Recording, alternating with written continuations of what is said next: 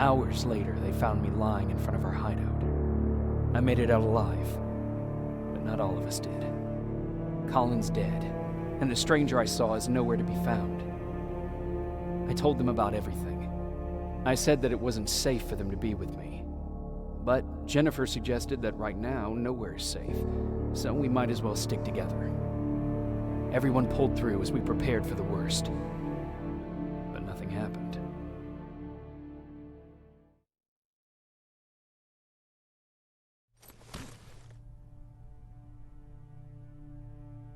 Jacob? Are you awake? How long have you been sitting there? Not that long. I know that you're going to that hospital today, so I went on my first scavenging run. And I found something for you. Thank you. You're welcome. Did you go with your sister? No. As soon as Erin heard that there's a hospital nearby, she asked Jennifer to go look for some medicine. So I went alone. Don't tell her that, okay? She's already at the medical district? Yup. Oh, and Ryan wanted to talk to you.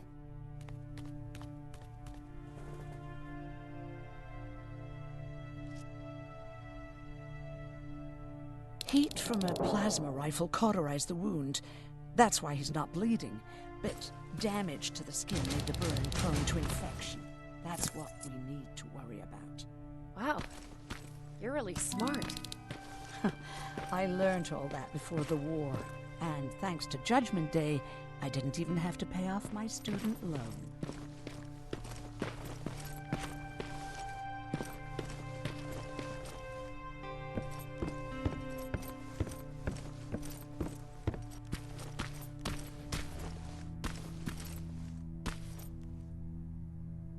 Morning. Patrick came to me earlier, asking if I thought you'd like his present. When I saw that it was a single bullet, I wasn't sure if he was being helpful or if it was a warning. I figured he didn't appreciate you looking at his sister like that.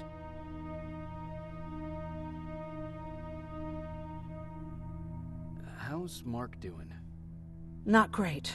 We barely have any medicine left. But hopefully Jennifer will bring back some antibiotics from that hospital. How do you feel about Colin's death?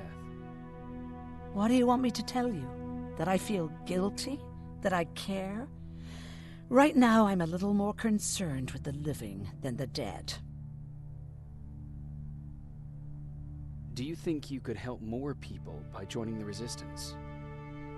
Honey, maybe ask me that question when you finally find them. Because for now, I don't think they even exist. Do you need help with anything? No, I'm fine. I had to learn to do things by myself for quite a while, sweetie. Now, tell me, what did you really want to ask me?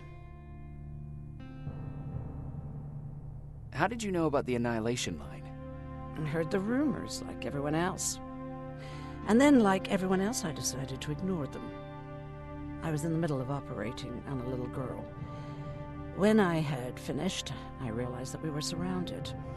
The machines killed most of us, but they decided to keep me alive. So, that's how I ended up in a camp. Maybe they thought it would be worth having a doctor in there. I don't know. What happens at those camps? People get tortured, experimented on, cut to pieces. I couldn't watch at first, but I soon realized that I had to do what no one else could. I had witness to the atrocities. You're actually the first person that wasn't afraid to ask. They're all scared of me, like I'm carrying some sort of disease. But they're still coming to me for medicine. Ironic, isn't it? About that camp. What do you want to know?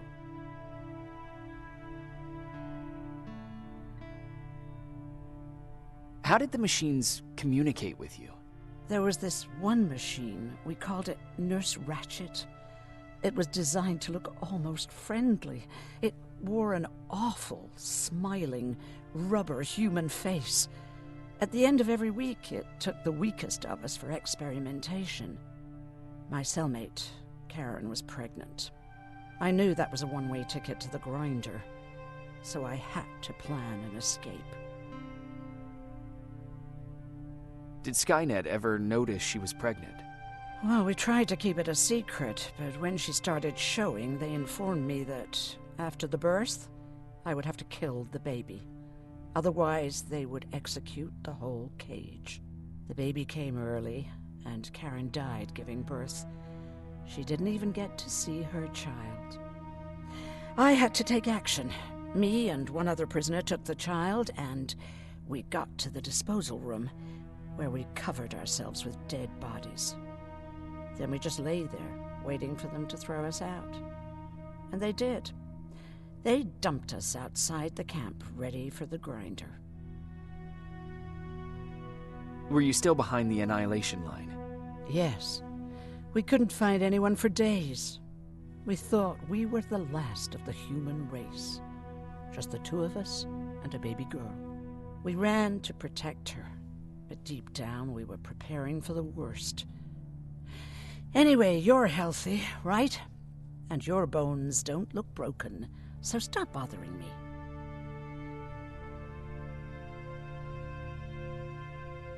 Hey, you're off again? I'll see you later. I'm gonna stay here and help Aaron.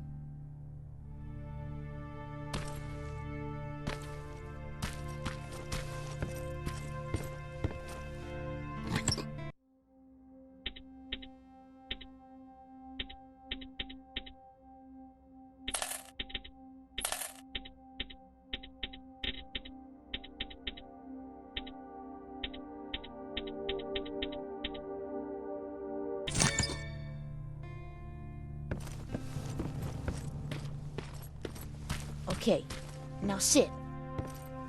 Roll over. Fetch. We've got a lot to learn.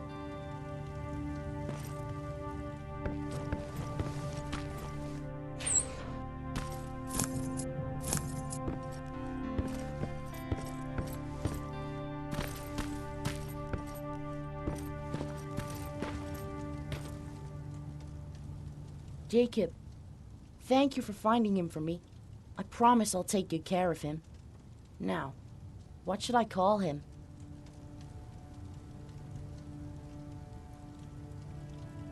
How about Max? That's a good name. I like that.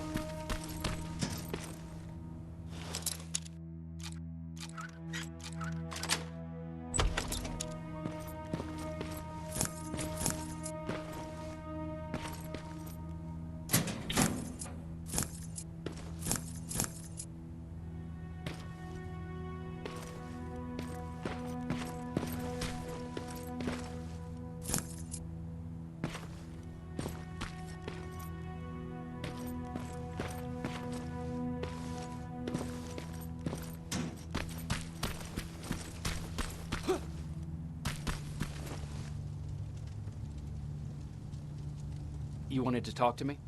First of all, thank you for bringing me that toolkit. That bus should be ready in no time. Good to see you finally turned the corner. I wanted to talk to you.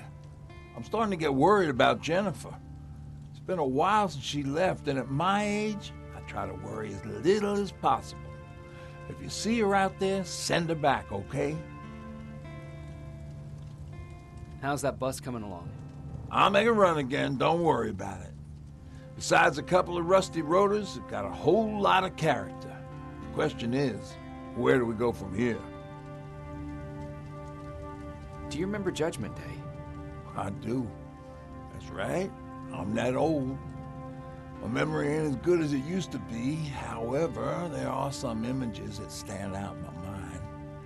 My brother Tucker hitting on this lady guard, or people covered in mud. But for the life of me, I can't remember the name of that band.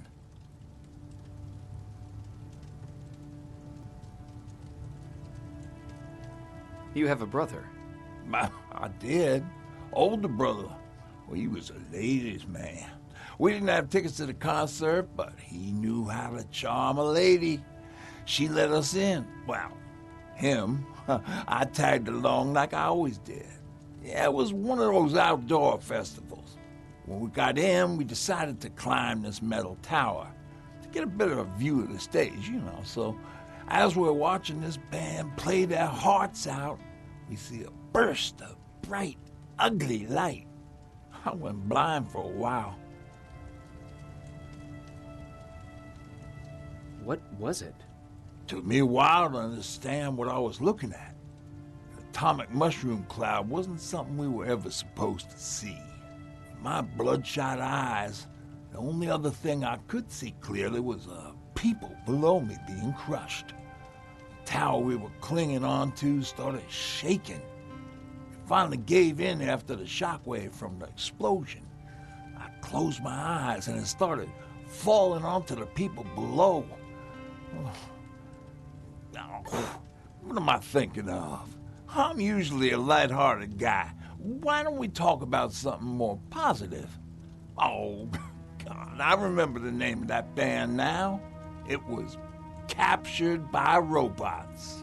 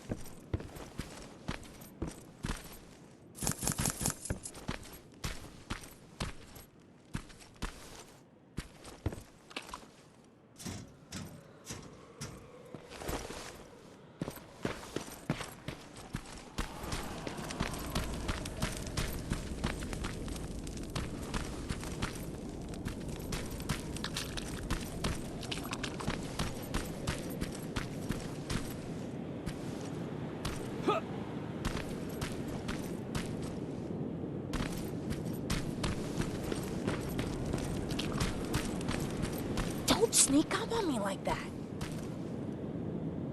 It's bad enough with those creepy noises. What noises? Every once in a while, there's this unbearable scream coming from that hospital. We need to see what's going on. Let's move.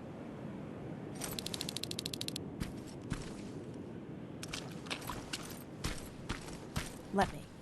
Picking locks is kind of my thing.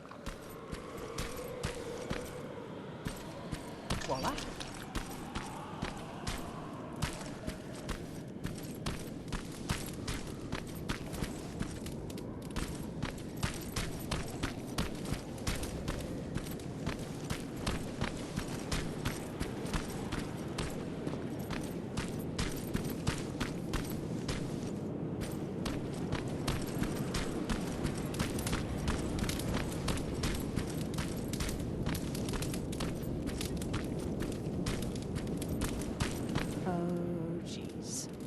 Looks like a silverfish got him. They're every scavenger's nightmare. Ooh, look. This poor guy is still holding a sound decoy. Sound decoy? You resistance guys just shoot at everything that moves, don't you? Silverfish are sensitive to noise, so before it pops up from the ground and starts chasing, you throw a sound decoy. It'll draw any nearby silverfish away. I guess you can take it. He won't be needing it anyway. Did you hear that? That's the sound I was talking about. I don't think you should go any further. And what about you? I have to go. That could be the resistance. I understand. I feel stupid asking you this, but Erin wanted me to find some antibiotics for Mark. I know I'm not making it easy on you, but if you're in there and you find some, we would really appreciate it. I'll see what I can do. And remember that your gun won't do you any good against Terminators. So when you see one, do what I do. Sneak past them. I'll be waiting for you at the hideout. Take care.